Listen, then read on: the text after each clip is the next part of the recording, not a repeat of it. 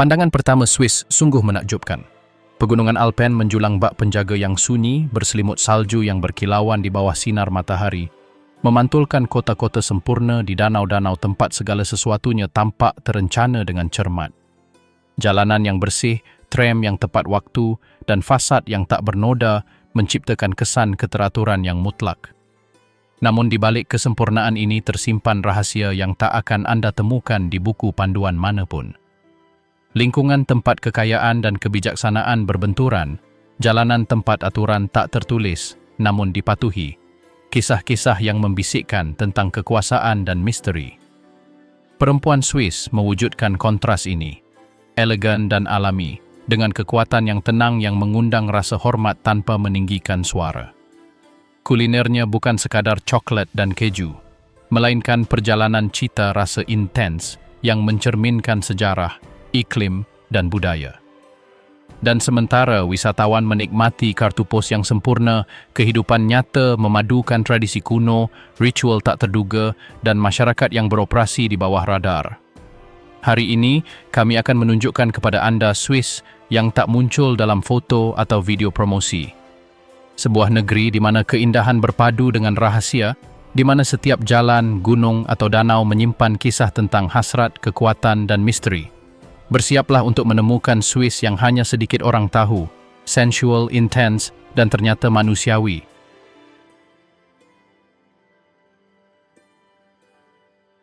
Kota sempurna, kekacauan yang hanya diketahui warga lokal.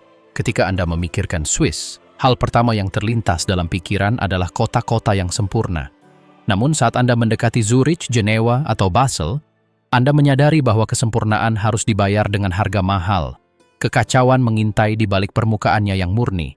Jalanan berkilauan, tram tepat waktu, dan jam seolah mengatur ritme kehidupan. Namun, di lingkungan yang kurang turis, ada kenyataan lain. Kode tak kasat mata menentukan siapa yang disambut dan siapa yang harus tetap tak terlihat. Peluang datang dan pergi dalam sekejap, dan garis antara kesuksesan dan kegagalan bisa setipis kepala peniti. Zurich bukan sekadar ibu kota financial, melainkan papan catur di mana setiap langkah dianalisis dengan cermat. Di antara gedung pencakar langit dan kafe, penduduk setempat tahu cara membaca kota seperti buku terbuka. Kisah bisnis yang berubah dalam hitungan detik, aliansi yang hancur tanpa peringatan, dan pertemuan yang dapat mengubah hidup siapapun berlimpah. Adrenalin tak berteriak. Hal itu terasa di mata mereka yang tahu bahwa kota ini dapat memberi penghargaan atau melahap Anda dengan intensitas yang sama. Di Jenewa, fasad internasional menyembunyikan persaingan yang terselubung. Para diplomat, pebisnis, dan penduduk hidup berdampingan di balik tabir kesopanan, sementara keputusan yang memengaruhi jutaan orang dibuat secara tertutup. Kehidupan perkotaan bergerak sesuai aturan tak terucapkan. Siapa yang berbicara, bagaimana mereka berpakaian, kapan harus mengamati atau bertindak. Seorang turis yang lengah bisa tersesat dalam hitungan menit. Kota ini menuntut perhatian dan rasa hormat, dan penduduk setempat senang menyaksikan siapa yang berhasil beradaptasi dengan ritmenya dengan mudah. Basel, dengan perpaduan sejarah dan modernitasnya, menambahkan dimensi lain. Museum, jembatan, dan jalanan kuno kontras dengan lingkungan yang semarak. Pasar yang tampak tenang, menyembunyikan bisnis yang hanya dikenali oleh mereka yang tahu. Kreativitas menjadi alat untuk bertahan hidup. Pemilik toko kecil, seniman jalanan, dan wirausahawan berimprovisasi solusi sementara aturan diam-diam berubah. Di sini, kehidupan perkotaan tidak dijelaskan, melainkan dirasakan. Di antara kafe dan tram, kehidupan sehari-hari memadukan rutinitas dan kejutan.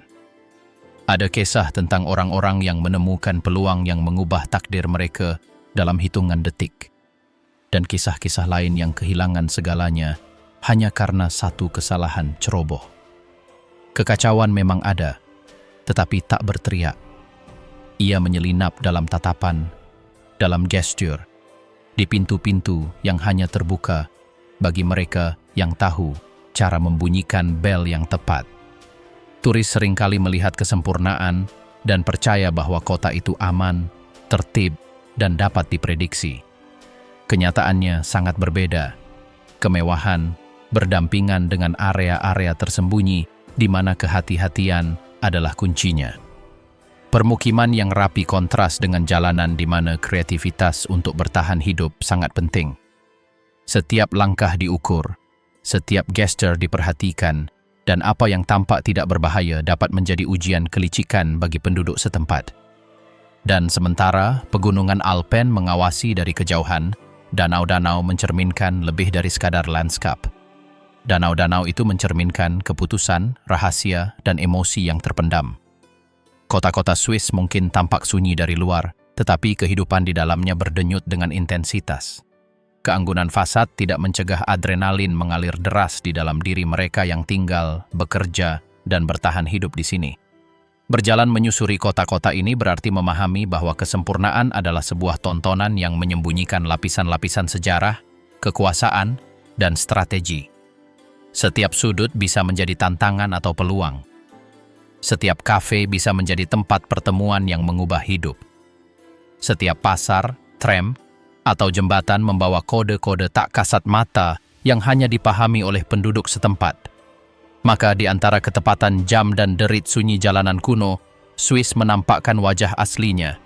Sebuah negeri dengan keindahan yang memukau, rahasia yang tersimpan rapi, dan kota-kota di mana siapapun bisa tersesat atau menemukan jati diri, tergantung seberapa cermat mereka.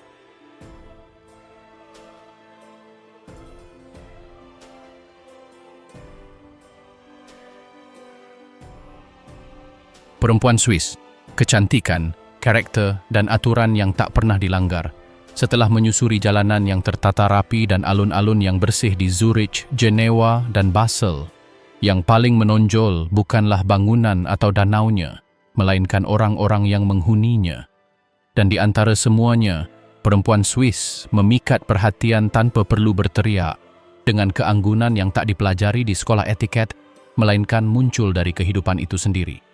Gerakan mereka terukur, percaya diri, nyaris tanpa usaha, namun mereka menunjukkan bahwa mereka memahami setiap pandangan, setiap gestur, setiap ruang yang mereka tempati.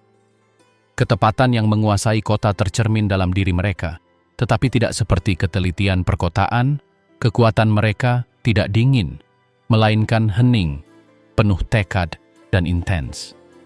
Saat berjalan menyusuri permukiman di Jenewa, seorang perempuan menarik perhatian kami, bukan karena pakaian atau riasannya, melainkan karena bagaimana ia membuat segala sesuatu di sekitarnya bergerak mengikuti ritme yang ia tetapkan.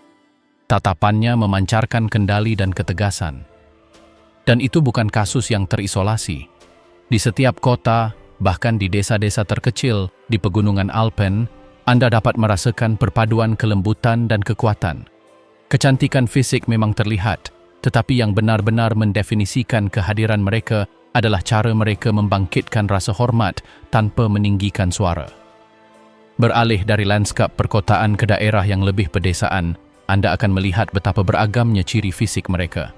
Di utara, kulit cenderung lebih terang, mata biru atau hijau dominan, dan rambut mereka, pirang atau coklat muda, tergerai dengan mudah, mencerminkan gaya alami yang tak perlu hiasan. Di selatan, perpaduan pengaruh Prancis, Italia, dan Jerman terlihat jelas pada fitur wajah yang lebih hangat, mata coklat, rambut gelap, dan keanggunan yang terpancar dari postur dan gaya berjalan mereka. Terlepas dari wilayahnya, mereka semua memiliki aura yang membangkitkan rasa hormat dan membangkitkan rasa ingin tahu. Keanggunan Swiss tidak mencolok, melainkan alami. Setelah kita memahami bagaimana kekuatan ini tercermin dalam penampilan mereka, ada baiknya kita melihat apa yang tersembunyi di baliknya. Perempuan Swiss menjunjung tinggi sebagian besar struktur sosial. Mereka memimpin keluarga, berpartisipasi aktif dalam perekonomian, mengelola bisnis, dan membuat keputusan yang memengaruhi generasi. Kekuatan ini tampak jelas dalam cara mereka berhubungan satu sama lain dan dengan lingkungan laki-laki. Mereka tidak mengalah, tetapi juga tidak menunjukkan kekerasan. Ada kode-kode penghormatan tak kasat mata yang dipelajari oleh setiap orang yang tinggal di kota. Melanggarnya bukanlah pilihan. Konsekuensinya bisa berupa isolasi sosial atau sekadar penghinaan diam-diam. Menggoda berfungsi sebagai seni yang halus, sebuah tarian yang ditampilkan dengan lirikan dan gestur. Di Zurich misalnya, senyuman bisa menjadi ajakan atau ujian kelicikan. Di desa-desa Alpen, kontak diukur dengan cermat. Rumor menyebar dengan cepat, dan reputasi lebih berharga daripada kekayaan materi apapun. Perempuan menavigasi medan ini dengan cerdas. Mereka tahu kapan harus mendekat, kapan harus mundur, kapan harus menjaga jarak, dan kapan harus menunjukkan minat. Aturannya tidak tertulis, tetapi semua orang memahaminya. Reputasi bukanlah aksesori, itu adalah fondasi kehidupan sosial, dan mereka yang kehilangannya akan segera menyadari bahwa kota bisa jadi tak kenal ampun. Orang asing seringkali terjerumus dalam mitos. Mereka percaya bahwa gestur, pujian, atau ketertarikan yang dangkal sudah cukup untuk memahami seorang perempuan Swiss. Kenyataannya berbeda. Para perempuan ini tahu bahwa hidup bukanlah permainan yang mudah dan setiap tindakan memiliki konsekuensi. Ketertarikan mereka pada presisi dan keindahan seringkali berbenturan dengan penolakan terhadap kepalsuan. Siapapun yang tidak menghormati aturan tak tertulis akan segera menyadari bahwa mereka berada di luar elemen mereka. Kisah-kisah wisatawan yang mencoba merayu tanpa memahami dinamikanya sangat banyak dan berakhir sebagai kisah peringatan. Sebuah kesalahan bisa terasa canggung, memalukan, atau bahkan melukai harga diri pengunjung. Dalam lingkup keluarga, kekuatan feminin tak terbantahkan. Ibu dan nenek memandu keputusan ekonomi dan sosial. Perempuan memimpin bisnis dan komunitas dengan ketegasan yang tenang.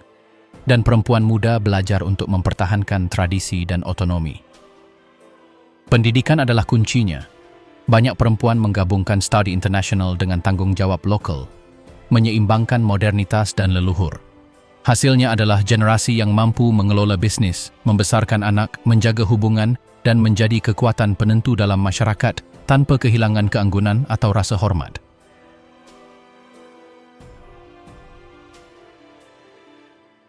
Batasan budaya terlihat jelas. Keintiman, misalnya, tidak diberikan secara langsung. Kasih sayang diukur, kepercayaan diraih, dan emosi ditunjukkan dengan penuh kehati-hatian. Di Swiss, kebijaksanaan bukanlah rasa malu, melainkan alat untuk bertahan hidup secara sosial. Apa yang mungkin tampak dingin bagi orang asing, pada kenyataannya, adalah kode yang melindungi reputasi, hubungan, dan struktur sosial. Ada kisah-kisah romansa, di mana kesabaran dan perhatian terhadap detail sama pentingnya dengan hasrat itu sendiri. Hubungan impulsif seringkali gagal karena tidak menghormati aturan yang telah dipertahankan budaya selama berabad-abad. Ikatan emosional yang kuat biasanya dibangun dari hal-hal kecil, secangkir kopi bersama, nasihat yang diberikan secara rahasia, dukungan diam-diam di saat kritis. Menggoda bisa menjadi awal, tetapi kekuatan sejati seorang perempuan Swiss terlihat dari bagaimana ia mempertahankan lingkungannya, melindungi keluarganya, dan menetapkan batasan tanpa perlu kata-kata. Rayuan tidak selalu bersifat seksual. Terkadang rayuan tentang kekuasaan, kendali, dan kepastian, dan hal itu lebih memikat daripada kecantikan fisik apapun. Saat kami berjalan-jalan di Jenewa, satu contoh menjadi jelas. Seorang pengusaha muda menjalankan bisnisnya sambil mengurus urusan keluarga. Tatapan dan postur tubuhnya menunjukkan bahwa ia tak menoleransi kesalahan atau gangguan. Para karyawan menghormati setiap langkahnya. Pelanggan, bahkan tanpa mengenalnya, merasakan otoritasnya. Di kota-kota kecil, kisahnya terulang kembali. Perempuan yang mengelola sumber daya, mengatur pernikahan, menegosiasikan kesepakatan tanah, memimpin festival, dan mengatur kehidupan masyarakat. Kekuatan feminin berpadu dengan tradisi dan modernitas, menciptakan keseimbangan yang mendefinisikan sebagian besar Swiss. Dan jika kita bergerak sedikit lebih jauh dari perkotaan, ke arah pegunungan Alpen, dinamika ini terus berlanjut. Perempuan menggembalakan ternak, menjalankan usaha kecil, mengelola pariwisata, dan melestarikan tradisi budaya. Kecantikan mereka berbeda, lebih tegap, beradaptasi dengan iklim, dengan kulit yang diwarnai matahari dan angin, tetapi karakter mereka tetap utuh. Keanggunan mereka praktis, dan otoritas mereka terasa tanpa kata-kata. Kekuatan mereka tampak jelas dalam cara mereka mengatur kehidupan di desa-desa, di mana setiap keputusan memengaruhi semua orang. Pada akhirnya, kombinasi kecantikan fisik, karakter yang kuat, dan kode sosial menjadikan perempuan Swiss sebagai tolok ukur. Mereka menarik bukan hanya karena penampilan mereka, tetapi juga karena ketegasan, kekuatan, dan cara mereka menopang keluarga dan struktur sosial.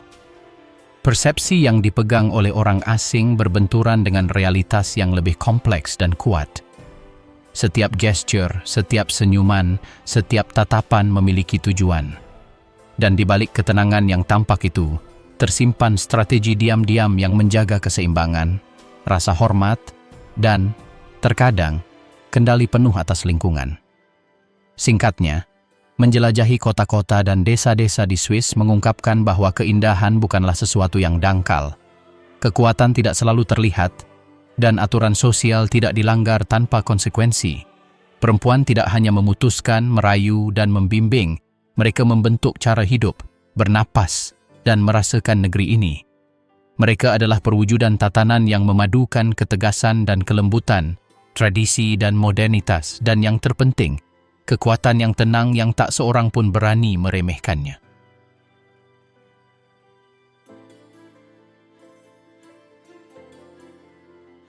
Bersantap di Swiss, dari coklat hingga rahasia selera. Setelah merasakan presisi dan keteraturan kota-kota Swiss, kejutan berikutnya bukan terletak pada arsitektur atau landskapnya, melainkan pada hidangannya. Bersantap di Swiss adalah sebuah ritual yang memadukan sejarah, wilayah dan budaya, sebuah wilayah di mana setiap hidangan memiliki konteks, hierarki, dan terkadang misterinya sendiri. Makanan tak hanya menyehatkan, tetapi juga berkomunikasi, menunjukkan status sosial, menjalin aliansi, dan terkadang membangkitkan gairah yang tak terduga. Saat berjalan-jalan di sebuah pasar di Zurich, kami menyadari betapa keju mendominasi pemandangan. Gruyère, Emmental, dan Appenzeller bukan sekadar makanan. Mereka adalah simbol identitas daerah. Setiap keju memiliki asal-usulnya sendiri, metode penuaannya sendiri, dan ritual penyajiannya. Kesalahan kecil, seperti memotong keju secara tidak tepat atau memasangkannya dengan anggur yang tidak tepat, dapat menimbulkan kecurigaan. Di sini, kita segera menyadari bahwa selera bukan hanya tentang rasa, tetapi tentang penghormatan terhadap tradisi. Setelah melihat bagaimana keju menegaskan wilayahnya, coklat muncul sebagai protagonis lainnya. Ini bukan sekadar camilan manis biasa. Di Swiss, coklat adalah seni. Dari toko coklat keluarga kecil hingga merek global, setiap batang coklat dan bonbon memiliki kisahnya sendiri. Berbagi coklat bisa menjadi isyarat kedekatan atau simbol kekuasaan. Mengundang seseorang untuk mencobanya menyiratkan kepercayaan, sementara menolak atau menawarkannya dengan tidak pantas dapat menunjukkan jarak atau ketidaksetujuan. Mendalami kuliner Swiss, fondue dan raclette menunjukkan diri sebagai ritual sosial. Fondue bukan sekadar keju leleh. Ini adalah percakapan di sekitar panci, di mana gerakan terkoordinasi, kesabaran, dan etiket tak terucapkan mencerminkan tatanan negara. Tidak ada yang terburu-buru, tidak ada yang mengambil lebih dari jatahnya. Sementara itu, raclette memadukan daging, kentang, dan keju leleh dalam permainan yang memadukan kerja dan kesenangan. Duduk makan raclette bersama penduduk setempat mengajarkan Anda lebih dari pemandu wisata manapun tentang cara kerja hubungan sosial. Anda mengamati siapa yang menghargai giliran, siapa yang berbagi, siapa yang memulai percakapan. Setiap gerakan dibaca dan direkam, seolah-olah makanan itu menceritakan kisah yang tak terucapkan. Saat kami mengunjungi sebuah restoran di pegunungan, pengaruh internasional terasa nyata. Hidangan yang diadaptasi untuk selera Eropah dan Asia berpadu dengan hidangan khas lokal. Menunya tak hanya mencerminkan perpaduan budaya, tetapi juga mengungkap hierarki tersirat. Siapa yang mampu membeli apa? Siapa yang memiliki akses ke bahan-bahan langka? Siapa yang bisa membanggakan pengetahuan resep yang hanya dipahami sedikit orang asing? Makan di Swiss adalah sebuah tindakan sosial, dan memahami kode-kodenya berarti belajar menavigasi lapisan-lapisan masyarakat yang tak kasat mata. Makanan juga diam-diam terhubung dengan romansa. Saat makan malam bersama teman-teman lama, seorang pemuda memperhatikan saat kekasihnya dengan cermat memilih apa yang akan dicoba, bagaimana memadukan rasa, dan kapan menawarkan sepotong keju atau coklat. Setiap gesture merupakan sinyal, hasrat, ketertarikan, rasa hormat, atau sekadar kesopanan. Perempuan Swiss, dengan kekuatan dan keanggunan mereka, mengubah momen kuliner menjadi pesan yang jelas. Belajar membaca sinyal-sinyal ini sama pentingnya dengan belajar memotong keju dengan benar. Jika kita menyelami sejarah lebih dalam, kita dapat memahami mengapa gastronomi Swiss memadukan tradisi, tahayul, dan presisi. Kuliner negeri ini lahir dari kebutuhan untuk mengawetkan makanan selama musim dingin yang panjang, mengadaptasi resep untuk iklim ekstrim, dan menghargai produk lokal. Setiap hidangan menyimpan rahasia kuno, ramuan penyembuh, kombinasi yang menangkal penyakit, teknik yang hanya diwariskan dalam keluarga atau serikat. Pasar adalah museum hidup dari tradisi-tradisi ini, dan setiap pembelian adalah pelajaran dalam sejarah, budaya, dan strategi sosial. Berkelana menyusuri desa-desa kecil di Alpen, kami menemukan bahwa makanan juga mengatur interaksi sosial. Pertemuan antar tetangga dengan hidangan bersama, perayaan keluarga, dan makan siang bisnis bukanlah suatu kebetulan. Semuanya adalah ritual yang menentukan siapa yang termasuk, siapa yang bersuara, dan siapa yang harus belajar untuk diam. Berbagi resep keluarga dapat memperkuat aliansi, sementara menolaknya dapat menciptakan jarak. Makanan di Swiss tidak hanya menyehatkan tubuh, tetapi juga memelihara hubungan, melindungi reputasi, dan menopang struktur tak kasat mata yang memandu kehidupan sehari-hari.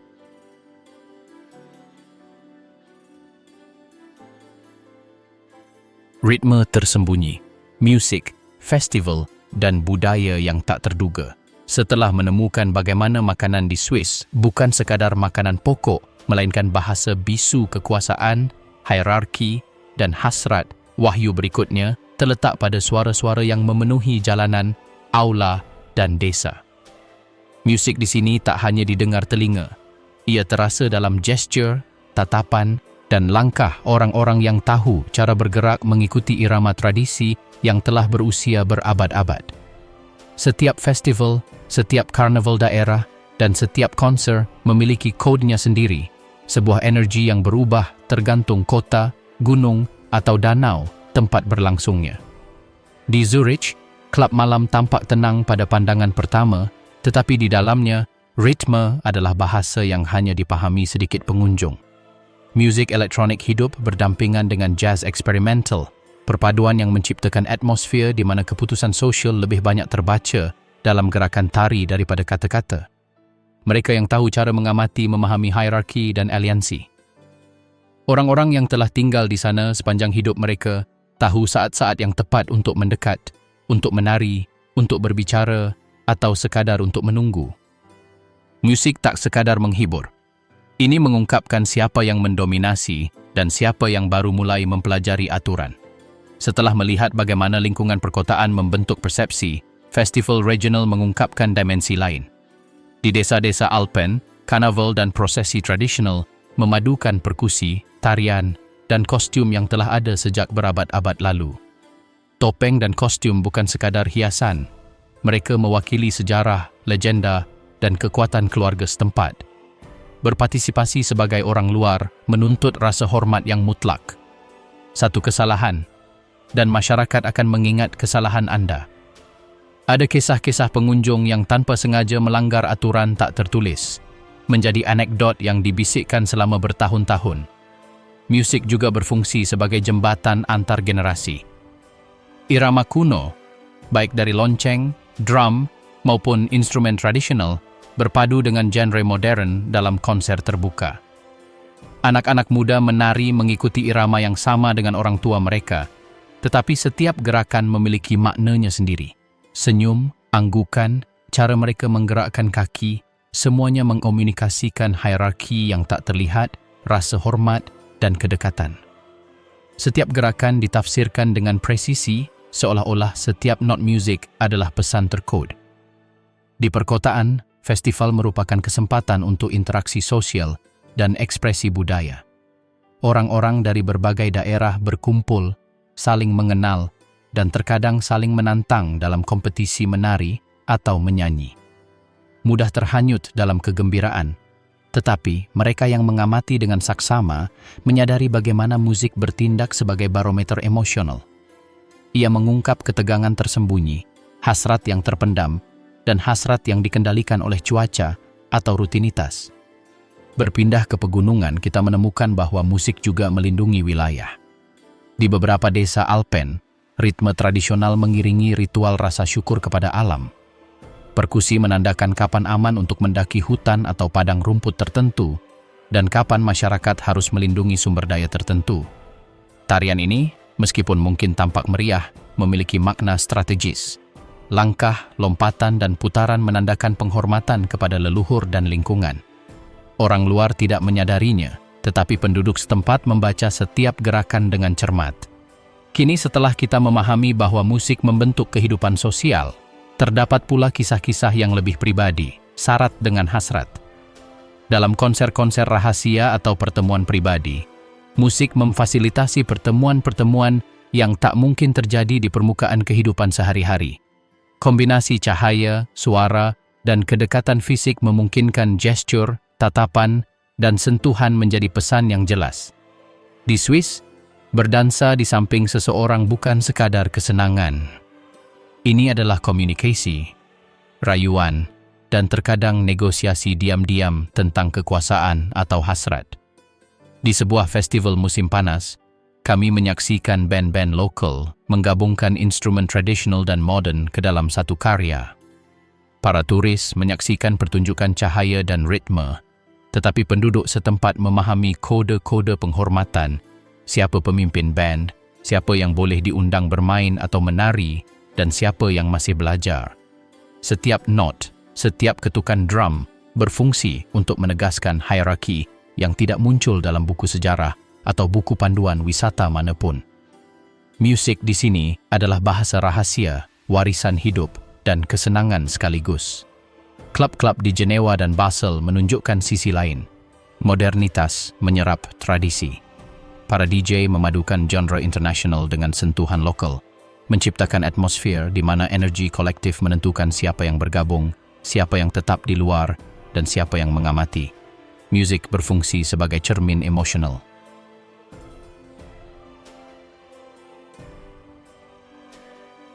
Pegunungan, danau, dan desa yang menyimpan rahasia.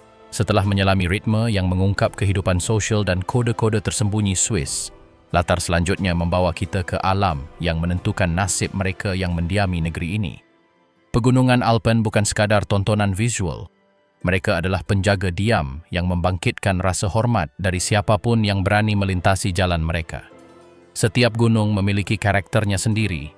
Setiap lembah menyembunyikan kisah-kisah tentang bertahan hidup dan rahasia yang hanya diketahui penduduk setempat. Mendaki puncak bisa menjadi tantangan fisik, tetapi juga ujian diam-diam untuk rasa hormat Anda terhadap tanah. Wisatawan yang berharap hanya melihat salju dan puncak-puncaknya terkejut menemukan bahwa jalur pendakian berbicara, bahwa satwa liar mengamati, dan bahwa desa-desa merekam setiap gerakan yang tidak biasa. Danau-danau glasial mencerminkan kesempurnaan Swiss dari atas, tetapi terlalu dekat tanpa memahami iklimnya bisa berbahaya. Arus, jurang terjal, dan es yang tersembunyi di bawah permukaan telah menjebak para penjelajah dan pelancong yang lengah. Ada kisah-kisah wisatawan yang mengira pendakian akan damai, tetapi kemudian terjebak badai tiba-tiba, diselamatkan berkat pengalaman nelayan atau pemandu lokal. Di tempat-tempat ini, alam tidak terburu-buru. Alam memaksa pengunjung untuk beradaptasi, mengamati, dan yang terpenting, mendengarkan. Setiap suara air, setiap derit pohon, dan setiap hembusan angin membawa pesan yang hanya sedikit yang tahu bagaimana menafsirkannya. Sementara pegunungan Alpen mendominasi pemandangan, desa-desa di sekitarnya tampak membeku dalam waktu. Rumah-rumah kayu, lonceng penanda waktu, dan pasar-pasar dengan wajah-wajah yang berulang dari generasi ke generasi. Di sana, rutinitas ditentukan oleh alam. Salju yang naik, salju yang mencair, migrasi hewan, dan perubahan cuaca. Di tempat-tempat ini, kehidupan sosial tidak diimprovisasi, melainkan diamati, dihormati, dan ditafsirkan. Kisah-kisah tentang konflik keluarga, sengketa tanah, atau penyelamatan heroik bercampur dengan tradisi yang tampak kecil, tetapi pada kenyataannya menopang seluruh komunitas. Sekarang setelah kita memahami bahwa alam menentukan aturannya, kita juga harus berbicara tentang satwa liar yang menyertai setiap petualangan. Rusa, rubah, dan burung pemangsa bukan sekadar pemandangan. Mereka adalah bagian dari ekosistem yang menuntut tindakan cermat. Ada kisah tentang pendaki yang merasa dikejar serigala, fotografer yang bertemu beruang kurang dari 10 meter jauhnya, dan nelayan yang bersumpah melihat makhluk yang belum sepenuhnya dijelaskan sains. Setiap pertemuan menjadi pengingat bahwa pegunungan Alpen dan danau-danau itu berdaulat. Di sini, umat manusia belajar kerendahan hati dan rasa hormat lebih cepat daripada di kota manapun. Danau-danau itu juga menyimpan rahasia sejarah. Beberapa merupakan situs pertempuran yang terlupakan, yang lain menyimpan sisa-sisa ekspedisi kuno dan legenda rute bawah tanah yang menghubungkan desa-desa terpencil. Penduduk setempat menceritakan kisah-kisah tentang benda-benda tenggelam yang lenyap tanpa penjelasan dan tentang gema-gema aneh yang kembali dari kedalaman air. Setiap desa memiliki versinya sendiri, tetapi mereka semua sepakat bahwa melihat terlalu dekat dapat mengungkapkan hal-hal yang tidak selalu ingin Anda lihat. Kombinasi keindahan dan misteri inilah yang menjadikan Swiss tempat di mana alam dan sejarah hidup berdampingan dengan cara yang meresahkan. Saat kami bergerak menuju desa-desa paling terpencil, kami menemukan bahwa kehidupan sehari-hari bergantung pada membaca tanda-tanda tak kasat mata.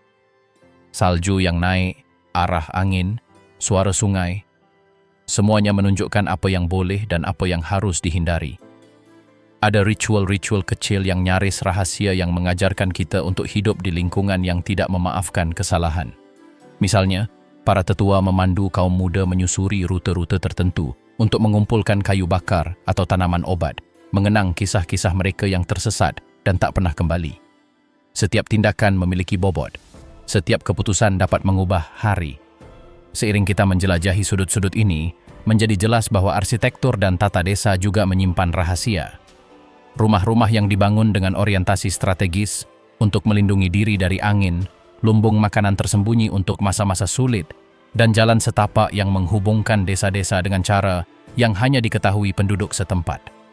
Setiap elemen mencerminkan berabad-abad pembelajaran, kelangsungan hidup, dan adaptasi. Orang luar yang tidak menyadari aturan-aturan ini seringkali merasa bingung, dan terkadang menghadapi sanksi sosial kecil yang tampak tak terlihat tetapi sama beratnya dengan hukuman fisik apapun.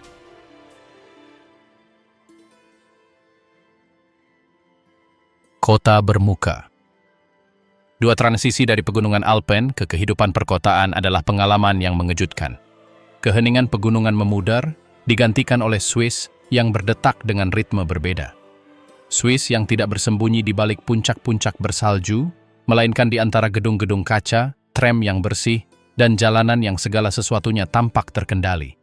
Jika lembah-lembahnya mengundang rasa hormat, kota-kotanya mengundang sesuatu yang lain. Pengawasan diam-diam. Pengawasan yang tak disadari, namun terasa nyata. Zurich adalah kejutan pertama. Sekilas, tampaknya mustahil tempat yang begitu teratur itu bisa menimbulkan ketegangan.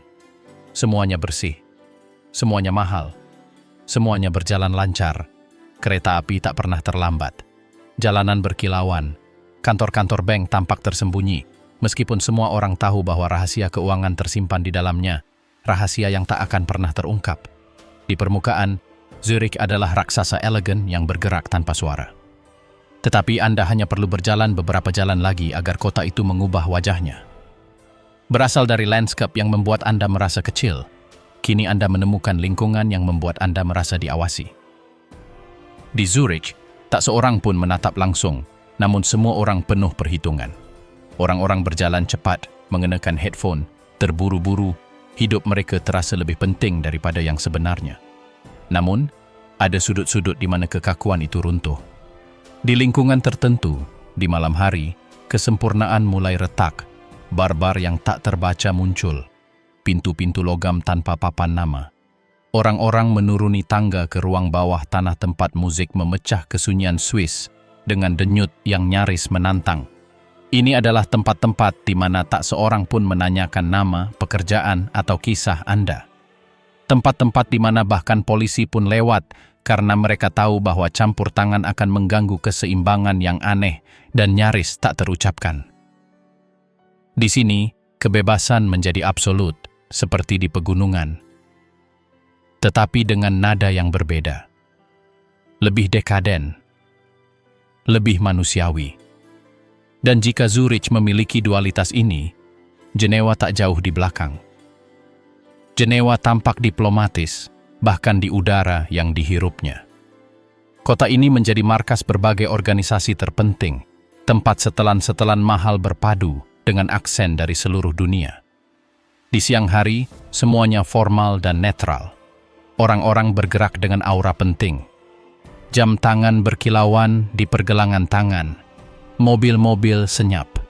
Kafe-kafe dipenuhi percakapan yang terdengar seperti negosiasi. Namun, ketika malam tiba, Jenewa menyingkap kedalaman tersembunyinya.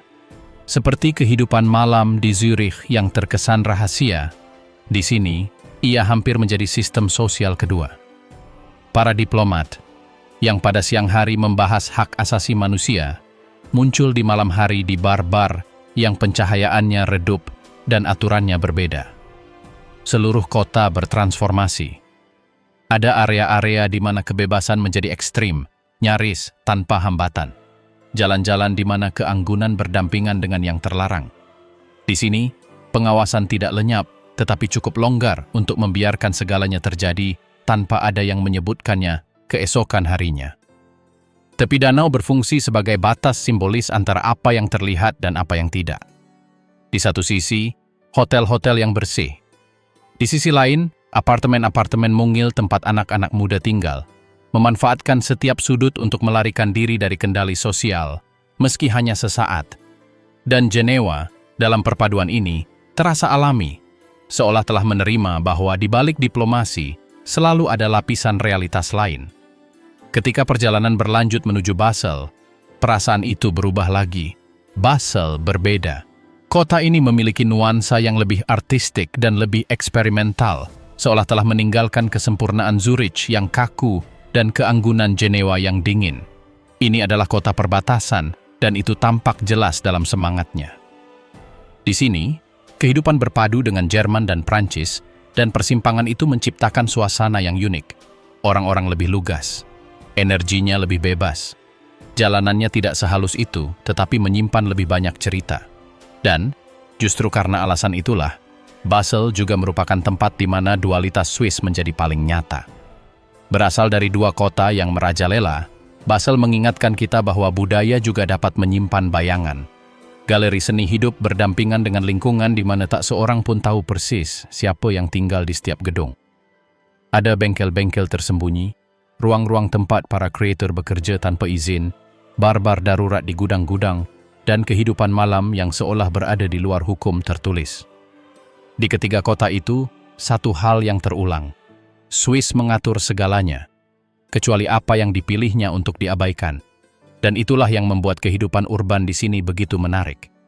Karena di Swiss, hal yang terlarang tidak selalu disembunyikan. Terkadang, hal itu ditoleransi begitu saja, asalkan tidak menimbulkan kegaduhan.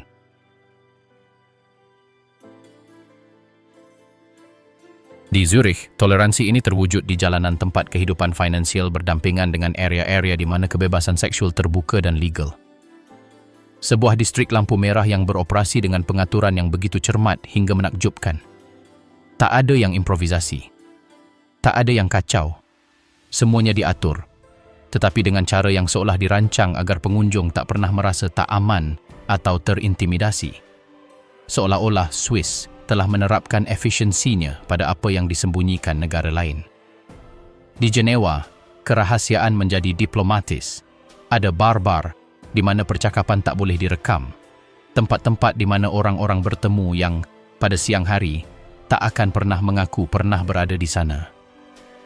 Ini adalah kehidupan ganda yang elegan dan seimbang. Di sini bukan hanya tentang kesenangan. Ini tentang kekuasaan, tentang kesepakatan informal, tentang saling membantu. Semua ditemani minuman yang disajikan oleh tangan-tangan yang tahu terlalu banyak cerita dan tak pernah menceritakannya. Dan di Basel, kehidupan ganda lebih artistik. Ada area-area di mana kreativitas tampak seperti senjata melawan kekakuan negara. musisi, penulis, mahasiswa, migran, semuanya bercampur dalam semacam pemberontakan diam-diam. Sebuah pemberontakan yang diekspresikan bukan dengan teriakan, melainkan dengan ruang-ruang yang dipenuhi grafiti, pertunjukan dadakan, dan pesta-pesta yang seolah berlangsung 3 hari berturut-turut. Tak seorang pun memanggil polisi. Tak seorang pun terkejut. Semua orang mengerti bahwa Basel membutuhkan pelampiasan ini. Terlepas dari kotanya, polanya berulang. Efisiensi terlihat. Kebebasan, di sisi lain, tersembunyi tepat di bawah permukaan. Itulah mengapa kota-kota ini begitu meresahkan. Karena mereka berfungsi seperti jam tangan Swiss, presisi, tepat, sempurna. Namun, setiap roda gigi memiliki sudut gelap. Sebuah ruang di mana segala sesuatu yang tampaknya tidak sesuai dengan kesempurnaan menemukan tempatnya. Terkadang legal, terkadang ditoleransi, terkadang diabaikan. Dan saat Anda berjalan di sepanjang jalan yang bersih, sungai yang tenang, dan jembatan yang tak bernoda, Anda mulai memahami sesuatu. Di Swiss, kesempurnaan bukanlah sesuatu yang alami. Ia adalah sebuah lapisan, permukaan yang sangat halus. Dan seperti permukaan apapun, ia dapat menyembunyikan lebih banyak daripada yang diungkapkannya. Swiss urban sejati bergetar dengan kontradiksi ini, antara apa yang dibanggakannya dan apa yang disembunyikannya, antara keheningan dan kebisingan bawah tanah, antara efisiensi dan pesta pora. Sebuah kontras yang tidak langsung terlihat, tetapi begitu Anda melihatnya, Anda tak dapat melupakannya.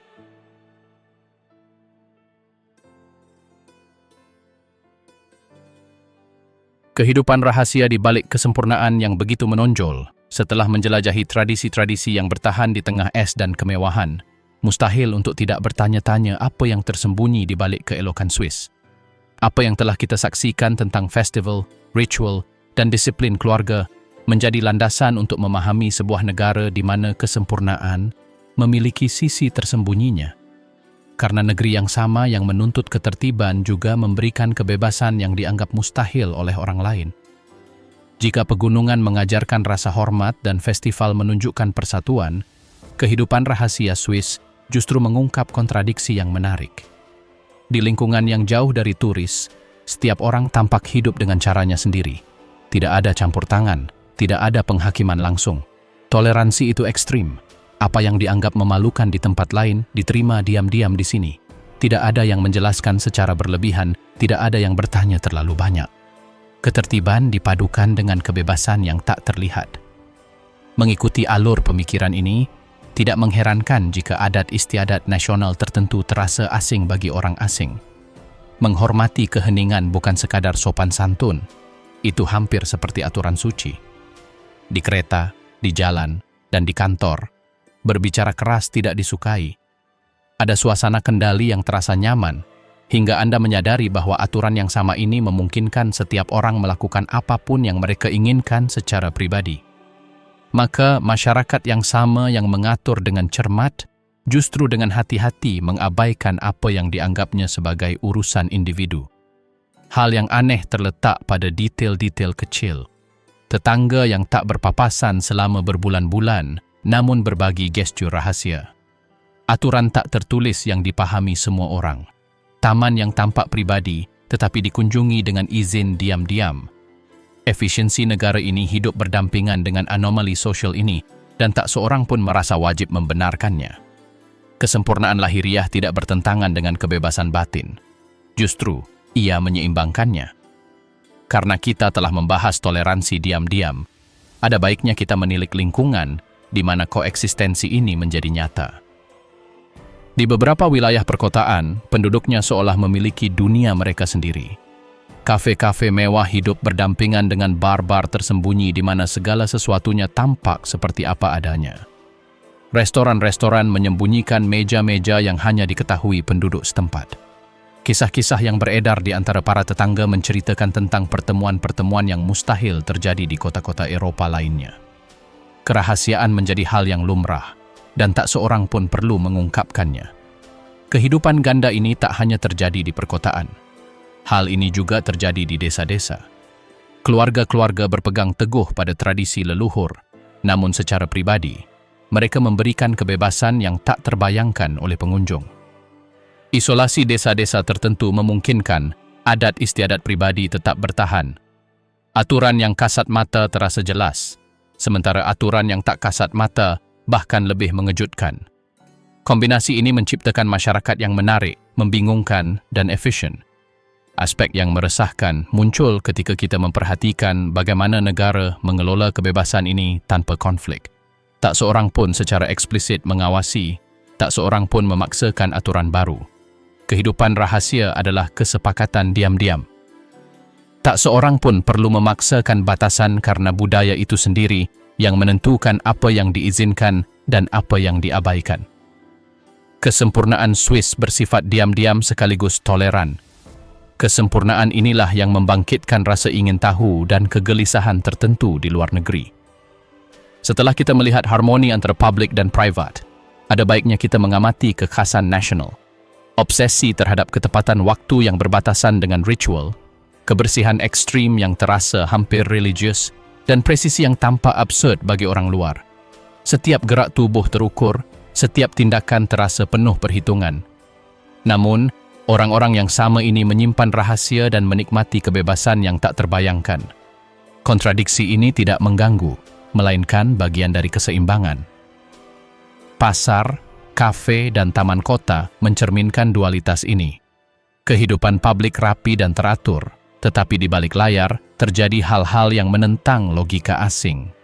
Pertemuan-pertemuan rahasia, hobi-hobi unik, ritual-ritual pribadi yang menyatu dengan aturan-aturan publik. Rasa ingin tahu tumbuh ketika Anda memahami bahwa negara ini begitu ketat melindungi privasi, sehingga banyak misteri tetap tak terpecahkan. Sejalan dengan itu, kehidupan malam tak boleh dilupakan. Apa yang tampak sunyi dan terkendali di siang hari, justru mengungkap dimensi lain di malam hari. Bar-bar rahasia, pesta-pesta pribadi, dan pertemuan-pertemuan rahasia menunjukkan bahwa kebebasan mutlak tidak berbenturan dengan disiplin. Setiap orang memutuskan apa yang akan diungkapkan dan apa yang akan disembunyikan. Hubungan, hasrat, dan kode yang jarang terpecahkan. Setelah menjelajahi pegunungan Alpen dan danau-danau yang seakan melampaui waktu, kini saatnya menilik kehidupan intim yang berdenyut di balik fasad Swiss yang sempurna. Di sini, hasrat bergerak dalam aturan-aturan tak kasat mata. Di Zurich atau Jenewa, tatapan mata bernilai 1000 kata, dan setiap gestur kecil dapat memicu ketertarikan atau menghancurkan kepercayaan. Ini bukan permainan yang riuh, diukur, diperhitungkan, dan dirasakan dengan intensitas yang hening. Pengunjung jarang menyadari kekuatan sinyal-sinyal terkecil, tetapi penduduk setempat membacanya seperti peta niat dan hasrat yang presisi. Di desa-desa Alpen, ceritanya berubah. Ruang-ruang yang tertutup oleh musim dingin memperpanjang kedekatan antara keluarga dan tetangga. Di sini, reputasi lebih penting daripada impuls apapun. Komentar yang disalahartikan atau sentuhan yang tidak pantas bisa cukup untuk membuat rumor berkembang dan menjadi tak terbendung. Kisah asmara tidak ditampilkan secara mencolok. Mereka dijalani secara rahasia dalam keintiman rumah-rumah kayu atau di jalan-jalan bersalju tempat gema langkah kaki kosong menyimpan rahasia. Privasi adalah bentuk perlindungan dan setiap tindakan memiliki konsekuensi nyata bagi komunitas. Karena kita berbicara tentang ruang dan reputasi, perlu dicatat bagaimana perpaduan modernitas dan tradisi mendefinisikan setiap hubungan. Di perkotaan, anonimitas menawarkan kebebasan.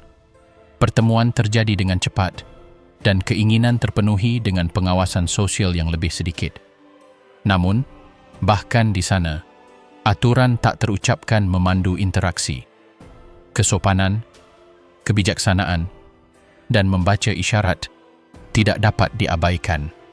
Gestur tampak sederhana, tetapi merupakan ukuran rasa hormat dan kekuatan. Sebuah pesan, senyuman, sentuhan tak terduga dapat menjadi percikan yang menyalakan sesuatu yang tak terduga. Sebaliknya, di lembah dan desa terpencil, hasrat dialami dengan intensitas yang berbeda. Kedekatan fisik yang dipaksakan oleh iklim dan rutinitas sehari-hari memperkuat perasaan. Pelukan bersama di dekat api unggun, percakapan hening di jalan bersalju, atau tatapan mata yang lama saat berolahraga dapat mengubah hubungan. Di sini tidak ada terburu-buru, tetapi setiap tindakan berarti. Orang-orang belajar menyeimbangkan emosi dengan kehati-hatian, dan kesalahan itu mahal harganya karena masyarakat mengamati, mengingat, dan menghakimi. Pada akhirnya, yang muncul dari kisah-kisah ini adalah bahwa hubungan di Swiss adalah wilayah yang menarik, di mana gairah berpadu dengan rasa hormat dan kode-kode yang tak terucapkan. Kehidupan intim dijalani dengan intens, penuh rahasia, dengan aturan yang hanya sedikit orang berani langgar. Hasrat tak bersuara, tetapi membara dalam diam.